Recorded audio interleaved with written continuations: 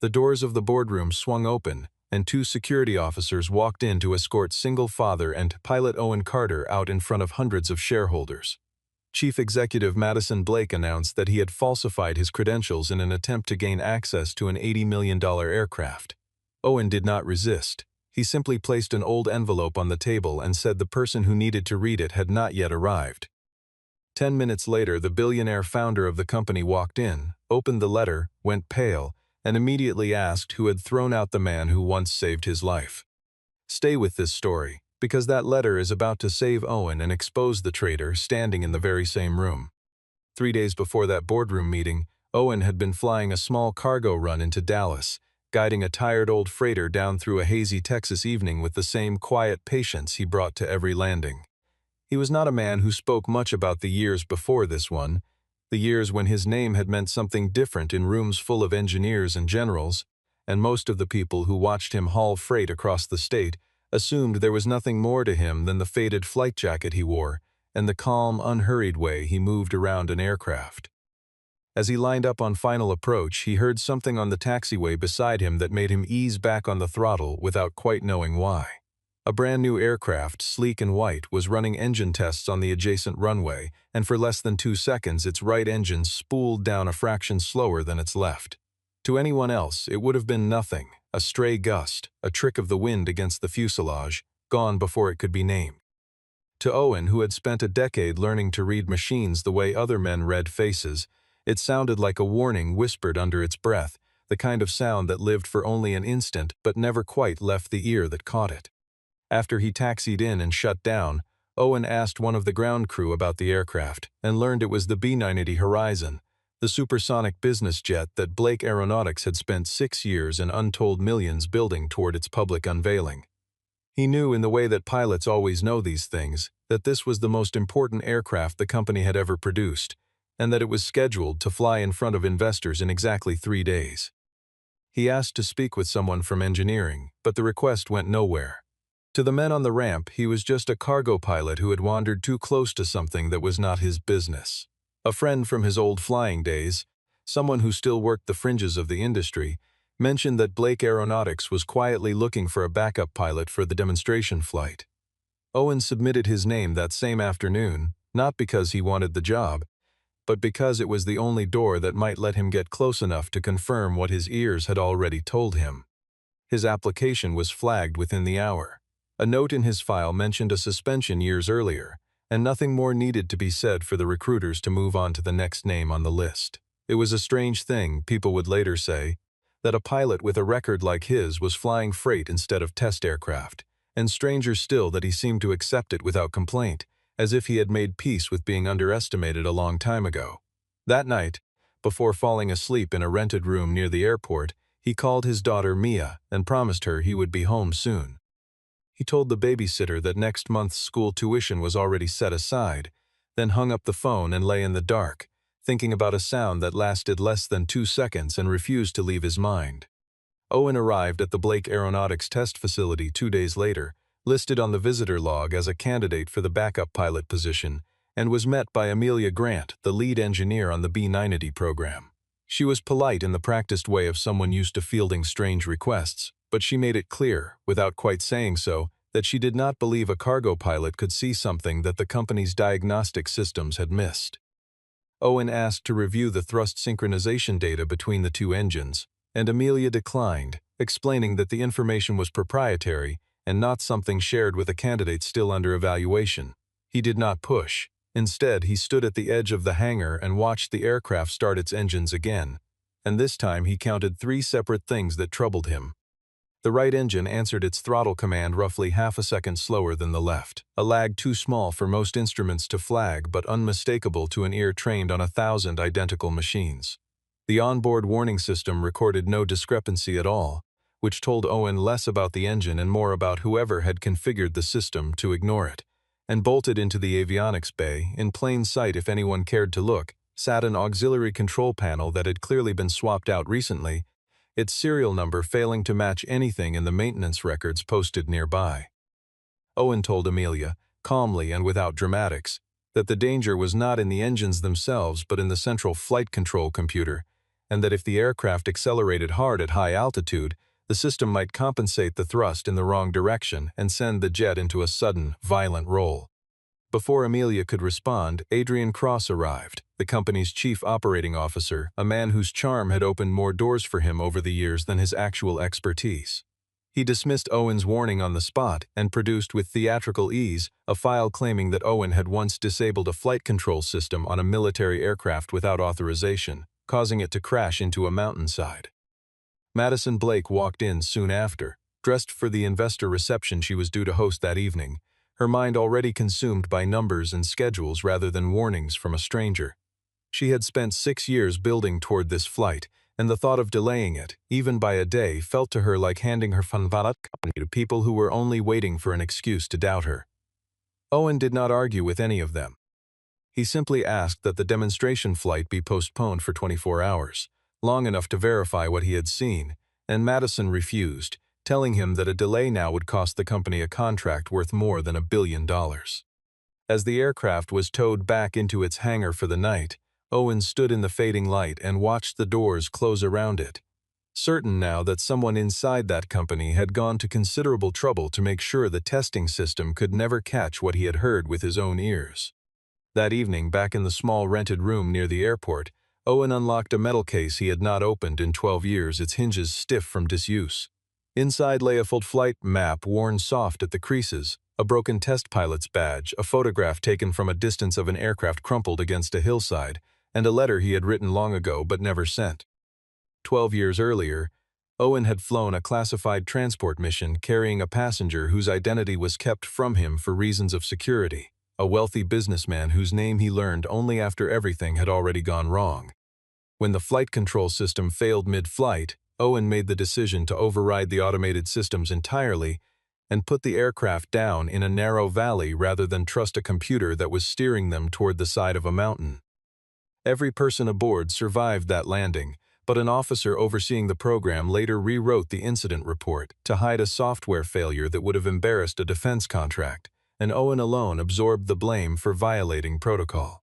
The passenger was flown out before Owen ever learned his full name, and between his injuries and the secrecy surrounding the mission, Jackson Blake himself had never learned the identity of the pilot who carried him to safety. Sitting alone with the old letter in his hands, Owen reread words he had written in a hospital bed years before, words that made no claim to heroism and asked for nothing in return, only that the man he had saved understand exactly what kind of software failure had nearly killed them both, and that the same flaw might return one day if that technology were ever sold into private hands. Now, staring at his notes from the hangar, Owen recognized the same signature failure buried inside the B-980, the same delay, the same blind spot in the warning system, dressed up in newer hardware but built from the same broken logic.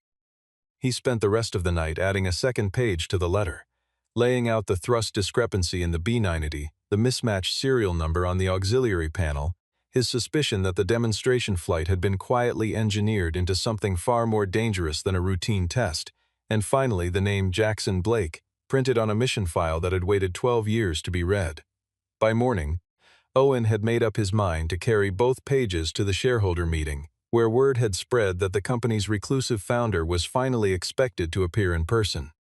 Madison, meanwhile, was fighting a battle that had nothing to do with engines and everything to do with her own name. The board had made it clear that if the B-980 did not fly on schedule, shareholders would vote to hand more authority to Adrian Cross before the year was out, and 6 years of her life would be reduced to a footnote in someone else's rise. She had built this program to prove that she deserved to run her father's company on her own merits, not because of the last name she carried, and every delay felt like evidence for the people who already doubted her. Since the day she had taken the chief executive title, she had heard the same quiet murmurs in every hallway and every earnings call, the suggestion that she had been handed a seat rather than earned one, and she had spent every waking hour since trying to prove those murmurs wrong. The B-980 was supposed to be her answer to all of it, a machine bearing her fingerprints from the first sketch to the final rivet, and the thought of losing it now, to a stranger's warning she could not verify, felt less like caution and more like surrender.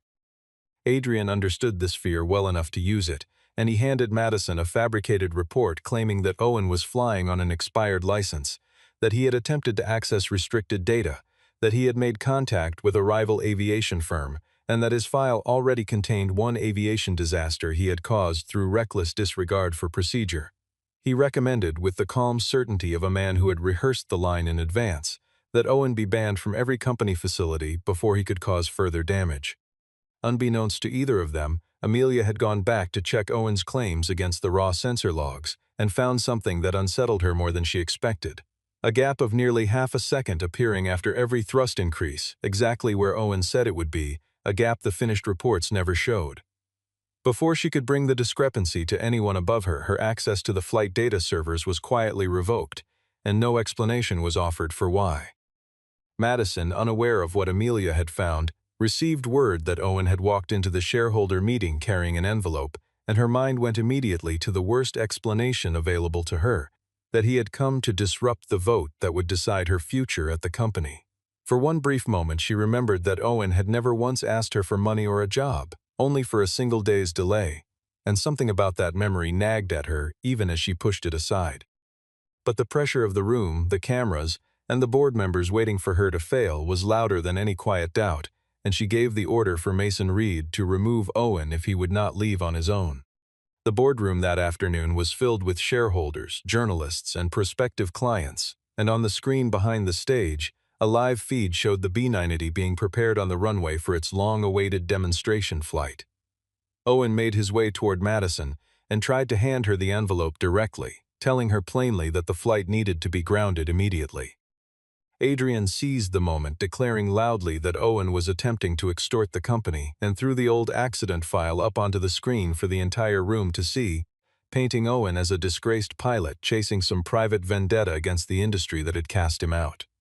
When Madison asked whether he had any documentation to support his warning, Owen answered honestly that the proof lived inside the aircraft itself, in data he believed someone had already tampered with. And Adrian laughed at the idea that a cargo pilot understood the aircraft better than 100 trained engineers. A ripple of amusement moved through the crowd, and reporters lifted their phones to record what was quickly becoming a spectacle rather than a warning. Madison gave Owen one final chance to walk out on his own terms, and instead he laid the envelope down on the empty chair reserved for Jackson Blake, saying quietly that the person who needed to read it had not yet arrived. She ordered security to remove him, and Mason Reed, along with another officer, took him gently by each arm and walked him toward the exit. Owen did not fight them, understanding that any resistance now would strip whatever credibility remained in his warning, and as they passed Madison he leaned close enough to say, without anger, that if the B-980 left the ground, the people aboard might never make it back down. Moments after Owen disappeared through the side doors, Jackson Blake entered from the opposite end of the room, apologizing for his lateness, his eyes falling almost immediately on the envelope sitting alone on the empty chair, marked with a symbol he had not seen in 12 years. Jackson recognized the handwritten code on the outside of the envelope as the call sign of the very pilot who had carried him out of a burning aircraft more than a decade earlier, a man he had spent years quietly trying to find and never located. He asked Madison to pause her remarks, and when Adrian reached for the envelope, claiming it might contain something dangerous, Jackson refused to let it out of his hands. As he read the first lines, his fingers began to tremble, because the letter described details no report had ever made public: the smell of fuel filling the cabin after impact, a crack running the length of the emergency door, the exact words Jackson had spoken aloud when he believed he was about to die, and the memory of being carried on someone's back across broken ground until rescue crews finally arrived. He understood in that instant that Owen Carter was the man he had searched for and never found. What frightened him even more was the second half of the letter, where Owen explained that the B-980 carried the same category of control failure that had nearly killed Jackson all those years before, and listed the exact serial number of the substandard control unit installed aboard the aircraft. Jackson looked up and asked, in a voice that had gone very quiet, who had given the order to remove the man who wrote this letter. No one answered him at first. When he turned to his daughter, Madison was forced to admit that the order had come from her, and Jackson did not raise his voice or scold her in front of the room. He only asked why she had not verified the warning before humiliating a man in front of hundreds of witnesses. For the first time that day, Madison began to understand the size of the mistake she might have made. At that moment, the screen behind them showed the B-980 beginning to taxi toward the runway, moved forward on Adrian's authority well ahead of its scheduled departure. Jackson demanded the flight be grounded immediately, and Adrian insisted that canceling now would devastate the company's reputation, that there was no technical evidence to justify such alarm. Amelia burst into the room at that moment, confirming that the raw data matched exactly what Owen had described from the very beginning. But the B-90 kept accelerating down the runway, because the crew aboard had never received any cancellation order through the aircraft's internal communication system, and Jackson, his voice cracking, ordered someone to bring Owen back into the building without another second of delay. Mason found Owen already at the security gate, preparing to leave, believing his warning had been dismissed for good. When he heard that the B-90 was rolling down the runway, Owen turned around without asking for an apology or any acknowledgement of what had just happened to him, and ran with Mason toward the operations center. Madison met him at the door and admitted plainly that she had been wrong, asking what she could do now to help. Owen did not waste time on blame. He asked for a direct link to the cockpit, real-time thrust data streamed to the operations floor, temporary control of the flight simulation system, and immediate disconnection of the aircraft's secondary server, which he suspected had been feeding the crew false confirmations all along. The pilots aboard the B-90, Lucas Grant and his co-pilot Ryan Cole, reported that the automated system would not allow them to abort the takeoff, since the aircraft had already passed its decision speed. The jet lifted off the runway, and for the first several seconds, everything appeared normal enough that Adrian tried once more to insist that Owen's warning had been baseless from the start. As the aircraft climbed through roughly 8,000 feet and the engines pushed toward full power, the faulty control unit began sending contradictory signals to each engine, and the B-90 rolled sharply to the right. Lucas fought for control, but the automated system kept overriding his inputs, correcting in exactly the wrong direction each time he tried to level the wings. Owen, watching the telemetry stream live into the operations center, guided Lucas through a sequence that existed nowhere in the aircraft's official manual, learned only through years of understanding how these systems failed rather than how they were designed to work. He told him not to shut down the entire flight control system, but instead to bring the left engine down to a lower setting, shift power onto the auxiliary electrical circuit, trigger the maintenance mode for a count of exactly 3 seconds, and then physically pull the breaker-controlling thrust balance between the two engines. Madison stared at the sequence in disbelief, realizing this was almost exactly the same method Owen had used to save Jackson 12 years earlier. In the middle of the chaos, Amelia noticed that Adrian was quietly attempting to wipe the maintenance server containing the aircraft's tampered records, and Mason sealed the operations room before Adrian could slip out of the building. The B-90 turned back toward the airport, but its flaps were no longer responding fully, leaving the crew with a jet that wanted to land far faster than it should. Owen talked Lucas through a high-speed landing, using uneven reverse thrust between the two engines to hold the aircraft straight as it screamed down the runway. The jet touched down hard, skidded for what felt like an eternity, and finally shuddered to a stop only a few dozen meters short of the perimeter fence. Every person aboard walked away alive. In the aftermath, Adrian tried to shift blame back onto Owen, claiming that his remote instructions had destabilized the aircraft in the first place, but Amelia stood before the board with the raw data in hand and dismantled the claim piece by piece.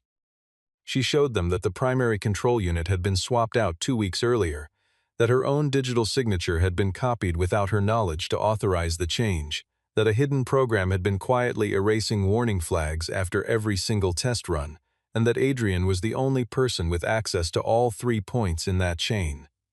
Mason produced security footage showing Adrian's own assistant carrying the counterfeit component into the hangar under cover of a routine delivery. Jackson turned back to the final page of Owen's letter and read aloud his prediction, written before any of this had unfolded, that whoever was behind the failure would try to force the aircraft into the air despite every warning, erase the evidence once it crashed, place the blame on the pilot or the engineers, and profit from the company's collapsing stock price once the disaster became public. A review of financial filings confirmed exactly that, revealing that Adrian had secretly purchased a large position of put options against Blake Aeronautics stock through an intermediary firm, a bet that would have paid him and the investment fund behind him hundreds of millions of dollars had the aircraft gone down as planned. When confronted, Adrian lost the composure he had worn so easily for years. insisting that Madison was too weak to run the company and that Jackson had made a mistake handing it to her at all. His own words revealed something deeper than greed, a belief that he had somehow earned the right to own what the Blake family had built. Federal investigators were called, and given the scale of the sabotage and the danger it had posed to human life, and Adrian was arrested inside the very room where Owen had been humiliated only hours before. Madison stood before the shareholders and admitted everything, without softening a single word. She told them she had trusted a report she never verified, that she had placed the company's image above a direct warning about safety, that she had allowed a man who saved everyone aboard that aircraft to be dragged out of a room in front of cameras, and that the responsibility for all of it belonged to her alone, not to the people who had simply followed her orders. She offered to step aside as chief executive while an independent investigation reviewed everything that had happened. Owen, unprompted, spoke up to say that her mistake had been serious, but that her willingness to claim it publicly rather than hide behind the men who had misled her told him she was nothing like Adrian Cross. In the days that followed, Jackson asked for Owen's old military file to be reopened, and between archived records and Jackson's own recollection, the full truth of the accident 12 years earlier finally came into the light. Owen had noticed the automated system feeding on corrupted data long before anyone else caught it, and when he raised the alarm, a superior officer had ordered him to hold course anyway, unwilling to jeopardize a classified test program over what still seemed like a minor anomaly. Owen defied that order because he understood the aircraft was heading directly toward a mountain ridge and took manual control to bring it down safely in a narrow valley instead. After the landing badly injured himself, he went back into the wreckage more than once to pull the remaining passengers to safety, then carried Jackson on his back across broken terrain, away from a fuel leak that could have ignited at any moment. The officer overseeing the program later altered the incident report to protect the defense contract from scandal, and Owen alone was left to carry the blame for breaking protocol that night. Owen accepted the silence that followed because he was bound by a security agreement, and because speaking out could have endangered the colleagues who were still serving. For years afterward, he told almost no one what had happened that night, not the men he flew freight with, not the women he occasionally dated, and then quietly drifted away from, not even his late wife until long after they were married, and even then only in fragments late at night, when the old ache in his shoulder from carrying Jackson across the rocks would not let him sleep. He had watched his career fold in on itself one small humiliation at a time, watched other men promoted past him by officers who had once called him reckless to his face, and he had absorbed every bit of it without complaint, because complaining would have meant explaining, and explaining would have meant breaking a promise he had made to people who were never in a position to release him from it. When Jackson finally asked why Owen had never come looking for him in all those years, Owen answered simply that saving a passenger was a pilot's duty, not a debt owed to him afterward, something to be repaid or collected on later. He explained that the only reason he had come forward now was that this flaw had resurfaced on a brand new aircraft, one that could kill far more people than it had the first time if nobody stopped it. Jackson offered him a substantial financial settlement, and Owen turned it down, saying he had no interest in money offered as gratitude for something he had only ever seen as his responsibility. What he asked for instead was simpler, and in some ways harder to give, that his old record finally be corrected, that other pilot been quietly blamed for similar cover-ups be cleared as well, and that Blake Aeronautics build a safety reporting system no single executive could ever override or erase again. Madison found Owen alone in the hangar not long after, and apologized without trying to excuse herself by pointing to the pressure she had been under or the lies Adrian had fed her.